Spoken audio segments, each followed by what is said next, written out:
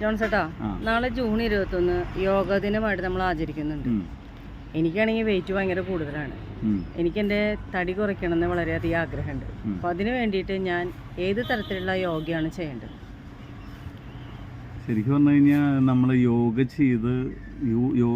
ചെയ്തുകൊണ്ട് നമ്മളുടെ തടി കുറയില്ല.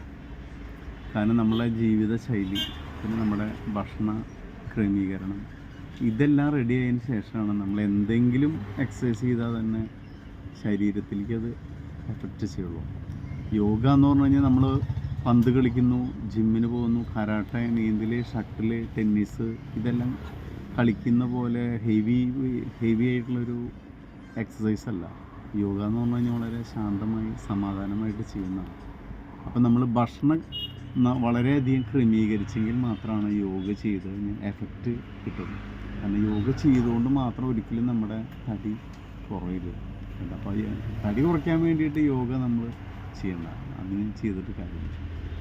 അപ്പോൾ പിന്നെ യോഗ കൊണ്ടുള്ള ഗുണം എന്താണ്? യോഗ കൊണ്ടുള്ള ഗുണം എന്ന് പറഞ്ഞു കഴിഞ്ഞാൽ നമ്മൾ അതൊരു ഈ എക്സസൈസിനേക്കാളുപരിയായിട്ട് അത് നമ്മൾ മാനസികമായി, നമ്മുടെ ആത്മീയമായി, ആന്തരികമായി ശരീരത്തിനൊരു ഫിറ്റ്നസ്, ഒരു സമാധാനം കിട്ടുന്നതാണ് യോഗ. നമ്മളൊരു 40 വയസ്സ് കഴിഞ്ഞ് 40, 50, 55, 60 വയസ്സൊക്കെ ആയ ആളുകൾ, ആണുങ്ങളായാലും എല്ലാ വിഭാഗം ആളുകൾ, അവർക്കിപ്പോൾ ഓട്ടം, ചാട്ടം, പന്ത് കളി, ഷട്ടിൽ, ടെന്നീസ്, ക്രിക്കറ്റൊന്നും കളിക്കാൻ പറ്റണമെന്നില്ല. നീന്താനോ കരാട്ടയ്ക്കൊക്കെ പോകാൻ അത്ര എളുപ്പമുള്ള കാര്യമല്ല. അപ്പോൾ ആ പ്രായത്തിലുള്ള ആളുകളെ സംബന്ധിച്ചിടത്തോളം നമ്മൾ ഒന്ന് ശ്വാസം വലിച്ച് വിട്ട് സാവധാനം ചെറിയ ചെറിയ ആസനങ്ങളൊക്കെ ചെയ്യുകയാണെങ്കിൽ അവരുടെ ശരീരം, അവരുടെ മനസ്സിന്, ശരീരത്തിന് ഒരു ഫിറ്റ്നസ് വരും. പിന്നെ നമ്മളുടെ ഒരു വ്യക്തിയുടെ ചിന്ത ആണ് ഒരു വ്യക്തിയുടെ ശക്തി. ഈ ചിന്ത ഇങ്ങോട്ട് പോകുന്നു, അവിടെയാണ് നമ്മളുടെ ശക്തി പോകുന്നത്. യോഗ നമ്മൾ ചെയ്യുമ്പോൾ ശ്വാസം വലിച്ച് പുറത്തേക്ക് എടുത്ത്, ഉള്ളിലേക്ക് എടുത്ത്, പുറത്തേക്ക് വിട്ടു, വലിച്ച് പുറത്തേക്ക് വിട്ടു. അതനുസരിച്ച് കംപ്ലീറ്റ് എക്സസൈസ് ചെയ്യുമ്പോൾ അങ്ങനെയാണ് ഇത് വരുന്നത്. നമ്മൾ ഈ ശ്വാസം വലിക്കുകയും വിടുകയും ചെയ്യുമ്പോൾ നമ്മുടെ ചിന്തകൾ, നമ്മുടെ മനസ്സ് പൂർണ്ണമായിട്ട് ഈ ശ്വാസം വലിക്കുന്നതിലും വിടുന്നതിലേക്കും പോകും. അതോടൊപ്പം തന്നെ ഈ ആസനങ്ങൾ മുഴുവൻ വളരെ സാവധാനമാണ് ചെയ്യുന്നത്. അപ്പോൾ 100% നമ്മുടെ മനസ്സിൻ്റെ ശ്രദ്ധ അതിലേക്ക്. അപ്പോൾ നമ്മുടെ വ്യാകുല ചിന്തകൾ, പലതരത്തിലുള്ള ടെൻഷനുകൾ, ഇത്തരം വിഷയങ്ങൾ ഈ ചെയ്യുന്ന സമയത്ത് നമ്മൾ മാറ്റി വയ്ക്കപ്പെടും. ഇപ്പം നമ്മൾ നടക്കുകയാണെങ്കിൽ നമ്മൾ സ്വാഭാവികമായിട്ട് കണ്ണും കൊണ്ടൊക്കെ ചിന്തിച്ചിട്ടായിരിക്കുന്നു നമ്മൾ നടക്കുക. അപ്പോൾ ഇതെന്ന് പറയുമ്പോൾ നമ്മൾ ചിന്തകൾ മുഴുവനും മാറിപ്പോയിട്ട് ഇത് ശ്വാസം വലിച്ച് വിടുകയും അതിനനുസരിച്ച് നമ്മുടെ സാവധാനം നമ്മുടെ ശരീരം വളയ്ക്കുകയും തിരിക്കുകയൊക്കെ ചെയ്യുമ്പോൾ എല്ലാ ശ്രദ്ധയും ഇതിലേക്ക് കൊടുക്കുമ്പോൾ മനസ്സിനൊരു ശാന്തത കിട്ടുന്നൊരവസ്ഥ വരും. ഇതാണ് ഇതിൻ്റെ ശരിക്കുള്ള ഇതുകൊണ്ടുള്ള ബെനിഫിറ്റ്. പിന്നെ നമ്മളത് കൂടുതൽ സമയം, നമ്മളൊരു 5 മിനിറ്റോ 10 മിനിറ്റോ ചെയ്തുകൊണ്ട് ഒരു എഫക്റ്റ് നമുക്ക് വരണമെന്നില്ലാണ്.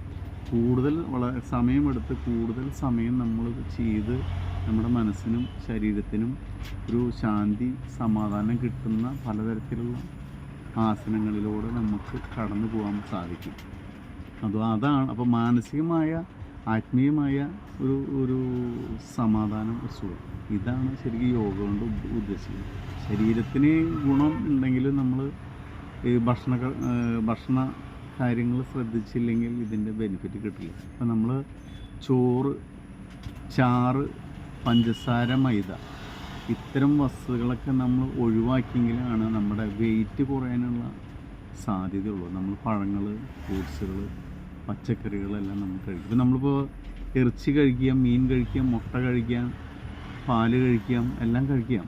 അതുകൊണ്ടൊന്നും കഴിക്കുന്നതുകൊണ്ട് കുഴപ്പമില്ല. പക്ഷെ നമ്മൾ ഗ്രേവിയുള്ള എരിവ്, പുളി, ഉപ്പ്, എണ്ണ, ഗ്രേവി, മസാല, ഇത്തരം വസ്തുക്കളുള്ള നമ്മളിതെല്ലാം കൂടി, ആ ഗ്രേവി നമ്മൾ കഴിക്കാതിരിക്കുക. ഗ്രേവി ചോറിലിട്ട് കഴിക്കുക, ചപ്പാത്തി ഗ്രേവി കൂടി കഴിക്കുക, പൊറോട്ട ഗ്രേവി കൂടി കഴിക്കുക. അപ്പോൾ ഗ്രേവി ഒഴിവാക്കി കഴിഞ്ഞാൽ ഈ പഞ്ചസാര, മൈദ, ചോറ്, ചാറ് ഒഴിവാക്കിയാൽ വേറെ എന്ത് ഭക്ഷണം കഴിച്ചാലും നമുക്ക് അങ്ങനെ നമ്മുടെ ശരീരം തടിക്കില്ല. മാത്രമല്ല തടി കുറയുള്ളൂ. പിന്നെ എക്സസൈസ് നമ്മൾ ചെയ്യുമ്പോൾ തടി കുറയും.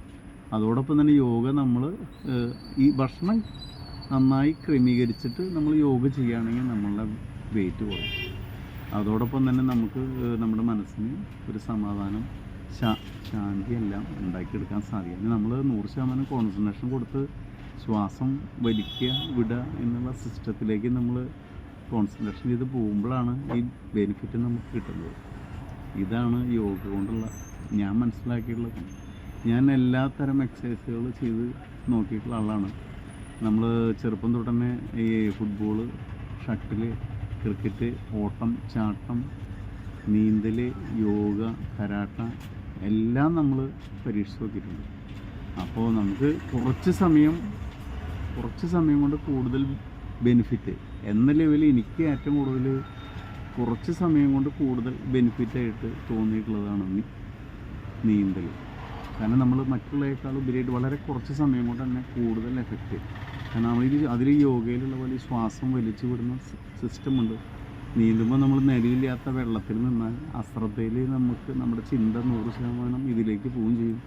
അപ്പോൾ ഈ യോഗ ചെയ്യുന്ന എല്ലാ എഫക്റ്റും തന്നെ നീന്തലിൽ കിട്ടുകയും ചെയ്യും. അതെന്ന് വെച്ച് കഴിഞ്ഞാൽ 2-3 മണിക്കൂറാണെങ്കിൽ 1.5 മണിക്കൂറൊന്നും യോഗ ചെയ്യേണ്ട ആവശ്യം വരുന്നില്ല. കാരണം നീന്തലിൽ ഒരു 10-15-20 മിനിറ്റ് കൊണ്ട് തന്നെ നമുക്ക് ഈ എഫക്റ്റ് കിട്ടും. അതുകൊണ്ട് ഞാൻ എല്ലാം നമ്മൾ പരീക്ഷിച്ച് നോക്കിയിട്ടുണ്ടെങ്കിലും ഏറ്റവും എളുപ്പം സമയലാഭം നോക്കിയിട്ട് ഞാനിപ്പോൾ നീന്തലാണ് തിരഞ്ഞെടുത്തിരിക്കുന്നത്. ഇനി എന്താണ് അറിയാനുള്ളത്? ഇല്ല, നാളെ യോഗ ദിനാണല്ലോ, അപ്പൊ കുറച്ച് കാര്യങ്ങൾ ചോദിച്ചറിയാമെന്ന് നമ്മൾ യോഗ മോശമാണെന്നല്ല പറഞ്ഞത്, മനസ്സിലായി. യോഗ ചെയ്തിട്ട് അതിന് ഗുണങ്ങളുണ്ട്. പക്ഷെ ഇത് നമ്മളൊരു ചെറുപ്പക്കാര് ഇപ്പോൾ ഒരു 18-20 വയസ്സുള്ള പിള്ളേരുകൾ, ചെറുപ്പക്കാരൊക്കെ ഇത് ചെയ്യാൻ പോയി കഴിഞ്ഞാൽ അവർക്ക് അങ്ങോട്ട് തൃപ്തി ആവണമെന്നില്ല. അവരുദ്ദേശിച്ച ഒരു റിസൾട്ട് അവർക്ക് കിട്ടില്ല. കാരണം ഒരു തൃപ്തി വരണമെന്നില്ല. ഒരു 40 വയസ്സ് ഇപ്പം എൻ്റെയൊക്കെ ഏജുള്ള ആളുകളൊക്കെ ആണെങ്കിൽ നമുക്ക് ഈ പറഞ്ഞ പോലെ യോഗയൊക്കെ ചെയ്യുകയാണെങ്കിൽ മനസ്സിന്, നമ്മുടെ ശരീരത്തിന്, മനസ്സിന്, ശാരീരികമായി, ആത്മീയമായിട്ടൊക്കെ വളരെ നല്ലതാണ്. അപ്പോൾ നമ്മുടെ ഏജ് വെച്ചിട്ട് നിങ്ങൾക്ക് യോഗ ചെയ്യുന്നതുകൊണ്ട് യാതൊരു വിരോധമില്ല, വളരെ നല്ലതാണ് നിങ്ങളുടെ ശരീരത്തിന്. പക്ഷേ ഭക്ഷണ ക്രമീകരണം, ജീവിതശൈലി, ഇത്തരം കാര്യങ്ങളിൽ മാറ്റം വരുത്താതെ ഇത് ചെയ്തിട്ട് യാതൊരു പ്രയോജനം ഉണ്ടാവില്ല കേട്ടോ. അത്രമാത്രം. കുറ്റം യോഗയുടെ അല്ല, നമ്മളെ ഭക്ഷണ ക്രമീകരണം, ജീവിതശൈലി. Okay, thank you.